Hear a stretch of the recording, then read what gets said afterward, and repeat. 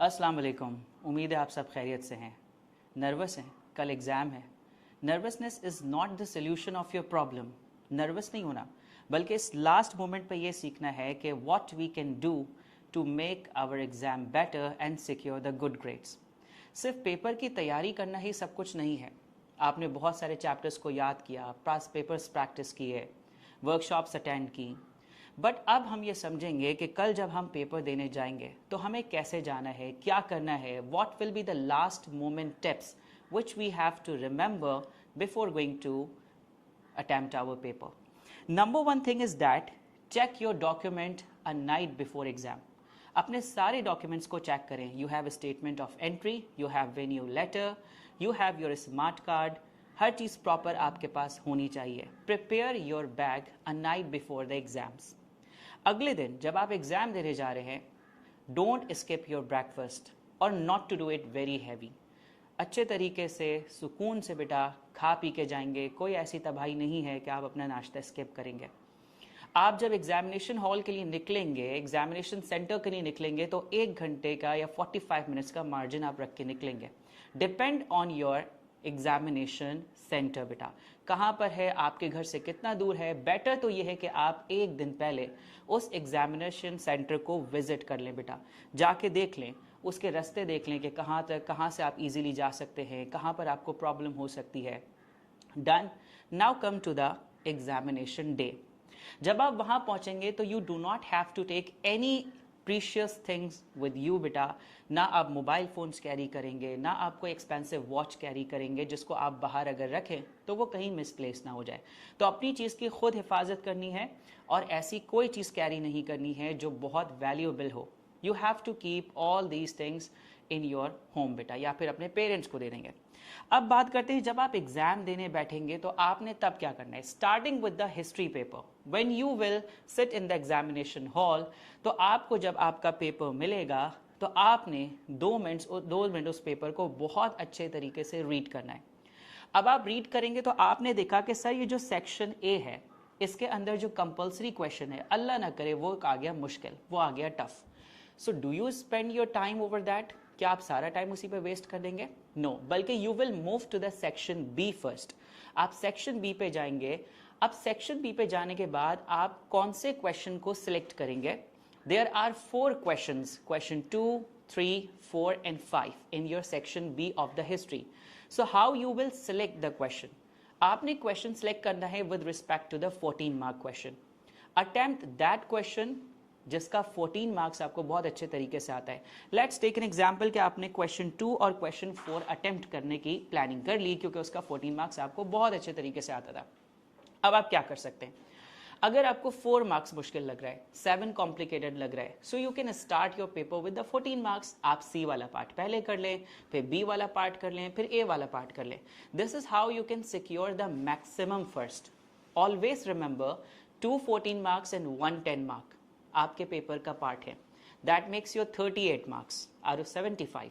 तो आपने in maximum marks पे कॉम्प्रोमाइज नहीं करना. जब आपने अपना पूरा सेक्शन बी कंप्लीट कर लिया, एक बात का बहुत ध्यान रखना है कि you can shuffle the parts. आप अपने पार्ट्स को शफल कर सकते हो. आप सी पार्ट पहले कर सकते हो, फिर ए कर सकते हो, फिर बी कर सकते हो, और you can attempt B part first, then C, then ए.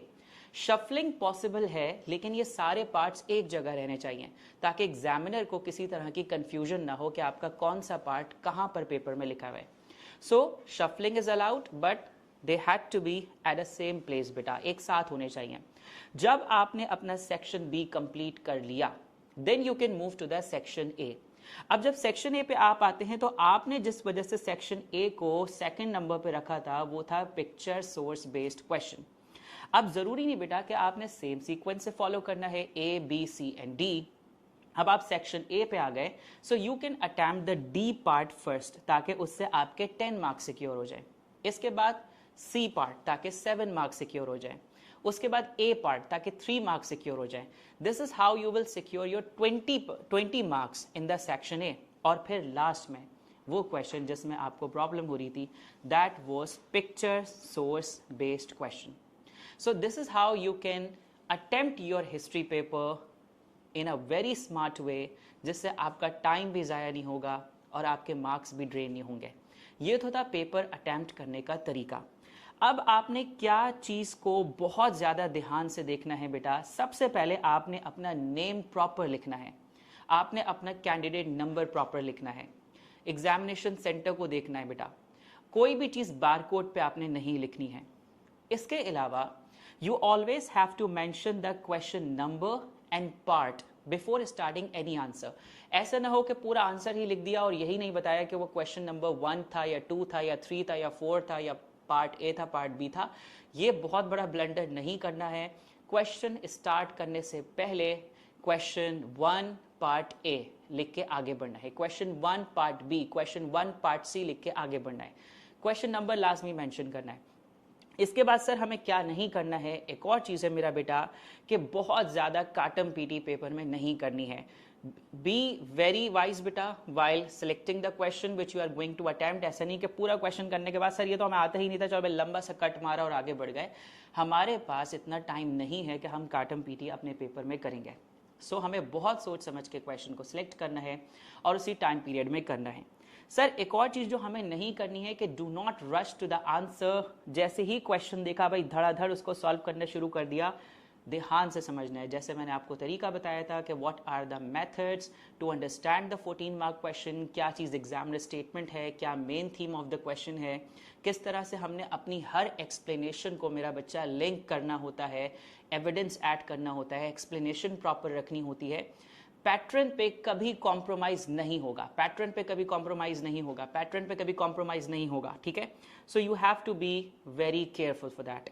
जब आपने इस पूरे पेपर को अटेम्प्ट कर लिया, कोई आपसे क्या कह रहा है, कोई आपको बुला रहा है, कोई आपको आवाज़ दे रहा है, आपने किसी की तरफ नहीं देखना, अपने पेपर को तसल्ली से करना है। You and your paper is only are two only things in the examination centre. आपने ऐसे ही समझना है, ध्यान से पेपर को सॉल्व करना है। सर हम किस क्वेश्चन को कितना टाइम देंगे, मैंने तो आपको बहुत सिंपल से एक फॉर्मूला बताया था कि 1 mark is equal to 1 minute formula. जितने मार्क्स का क्वेश्चन उतने मिनट्स में सॉल्व करने की प्रैक्टिस करो। सर इससे क्या फ़ायदा होगा, इससे फ़ायदा ये होगा कि 75 मार्क्स का पेपर 75 मिनट्स में अगर नहीं भी होता तो 5 मिनट ऊपर लगा लेते हैं, 80 मिनट्स में हो जाएगा। और पेपर का एक्चुअल टाइम क्या है, 90 मिनट्स। फिर भी तुम्हें 10 मिनट्स मिलेंगे जिसमें तुम चेक करोगे कि तुमने क्वेश्चन नंबर्स प्रॉपर लिखे हैं कि नहीं लिखे, प्रॉपरली लिंक किया है कि नहीं किया आंसर को, प्रॉपर तरीके से तुमने अटेम्प्ट किया है कि नहीं किया, कोई पार्ट मिसिंग तो नहीं है, कोई इंपॉर्टेंट इन्फॉर्मेशन मिसिंग तो नहीं है। ये सारी चीज़ें तुमने देखनी है। So this is how you will do your answer. Once you are done, अपनी आंसर शीट को तुमने अगर एडिशनल कॉपी ली है तो उसको प्रॉपरली तुम टाई करोगे विद द थ्रेड बेटा। इसके बाद तुम लोग सबमिट कर दोगे उसको, ठीक है। Once you have submitted that then you have to wait there जब तक कि आपका एग्जामिनर इन्विजिलेटर आपको अलाउ ना करे बाहर जाने के लिए। This is how your paper खत्म, जाओ खाओ पियो मजे करो। इसके बाद आता है आपका ज्योग्राफी का पेपर। ज्योग्राफी के पेपर में तो चिल सीन है, क्योंकि उसमें there is no compulsory, there is no fixed question which you have to attempt at any cost. There are total 5 questions मेरा बच्चा, and you have to attempt any 3 questions. अब sir उसमें हम selection कैसे करेंगे, अब उसमें ये वाली तरकीब नहीं करनी है कि 6 मार्क्स जिसका आता होगा तो हम उसको अटेम्प्ट करेंगे, क्योंकि उसमें मार्क्स डिवीजन क्या है, आपका जो एनालिटिकल क्वेश्चन है वो 6 मार्क्स के लिए है, लेकिन उसके अलावा जो आपका part A, part B, part C है वो तो 19 मार्क्स का है, तो हम उसको तो कॉम्प्रोमाइज़ नहीं करेंगे। उसका तरीका ये है कि आप लोग को सबसे ज़्यादा प्रॉब्लम होती है 6 मार्क्स के क्वेश्चन में, एनालिटिकल क्वेश्चन में। अगर वो आपको प्रॉब्लम करता है तो क्या मसले की बात है, आप उसको स्किप करें, आगे चले जाए। You can attempt part A, part B, part C first, then second question का part A, part B, part C first, third question का part A, part B, part C first. This is how you will secure your 19 + 19 + 19 marks. कितने marks रह गए, फिर सिर्फ तुम्हारे रह गए 18 मार्क्स, जो कि 6 मार्क्स के क्वेश्चंस के। फिर तुम 6 मार्क्स को सॉल्व करना शुरू करोगे। अगर तुम्हारे टाइम खत्म होने की वजह से 6 मार्क्स रह भी जाते हैं तो तुम्हारे पूरे के पूरे 18 मार्क्स तो रिस्क में नहीं आएंगे, तुम कुछ ना कुछ तो 6 मार्क्स में लिखोगे, तो you will definitely secure some marks.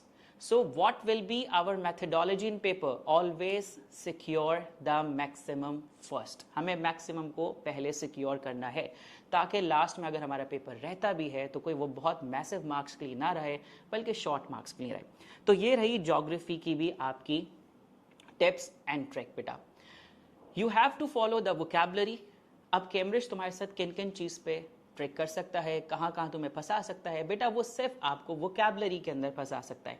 They can twist the question by changing the vocabulary, different vocabulary use कर सकता है और तुम्हें प्रॉब्लम में डाल सकता है। बट अब तुम्हें करना क्या है?